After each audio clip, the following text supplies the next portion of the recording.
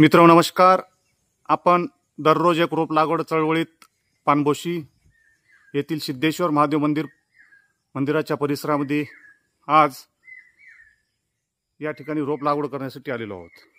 आज आपण आमच्या गावचे तंटामुक्ती अध्यक्ष यांच्या शुभ हस्ते आमचे मित्र भारतीय सैनिक राजाराम आनंदरावजी नायकवाडे व निसर्गसेवक रामेश्वरजी धोंडगे साहेब यांच्या वाढदिवसाच्या निमित्तानं सीडपासून तयार केलेले हे वटवृक्षाची रोप लागवड करून त्यांचा वाढदिवस साजरा करत आहोत. त्यांचा वाढदिवस साजरा करण्यासाठी आपण हा वटवृक्ष आपण इथं आणलेला आहे.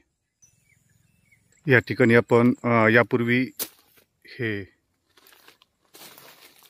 अशोकाचे रोप लागवड केली होती. म्हणजे आपण खोटा अशोक म्हणतो त्याला. हे खोटा अशोक रोप लागवड केली होती. खोटा अशोक रोप ह्याला खोडकिडी लागल्यामुळे हे झाड वाळले. या ठिकाणी आपण आता हे वाळलेल्या ठिकाणी आपण हे वटवृक्षाची रोप लागवड करणार आहोत. सुंदरपैकी ह्या ठिकाणी वटवृक्षाचं रोप लागवड करणार आहोत. आता आपण ह्या ठिकाणी निसर्गाच्या सान्निध्यात वटवृक्षाचं रोप लागवड करणार आहोत.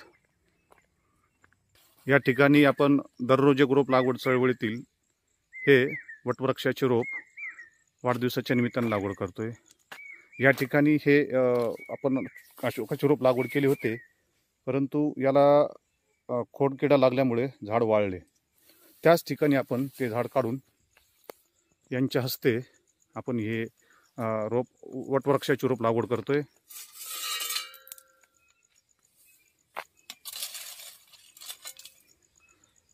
या सिद्धेश्वर महादेव मंदिर पानबोशी येथे निसर्ग सेवा गटाच्या वतीने दररोजपणे अखंडपणे मागील 1281 दिवसापासून आपण या ठिकाणी रोप लागवड करतोय. आजचा 1281वा दिवस आपण वटवृक्षाची लागवड करून साजरा करतोय. या ठिकाणी आपण आजपर्यंत 5000पेक्षा जास्त रोप लागवड झाली असून यामध्ये 250पेक्षा जास्त विविध प्रजातींची आतापर्यंत रोप लागवड केलेली आहे. यामध्ये देशी, दुर्मिळ, औषधी वनस्पतींची रोपे लागवड करण्यात आलेली आहेत. आज आपण या ठिकाणी वन व वन्यजीव प्रेमी असलेले रामेश्वर धोंडगे साहेब यांच्या वाढदिवसानिमित्त व भारतीय सैनिक असलेले राजाराम आनंदरावजी नायकवाडे यांच्या वाढदिवसाच्या निमित्तानं हे वटवृक्षाची रोप लागवड करतोय. आणि त्यांना वाढदिवसाच्या आपण खूप शुभेच्छा देतोय. हिरव्यागार शुभेच्छा आणि वटवृक्षाची रोप लागवड त्यांना अनंत अनंत कोटी शुभेच्छा.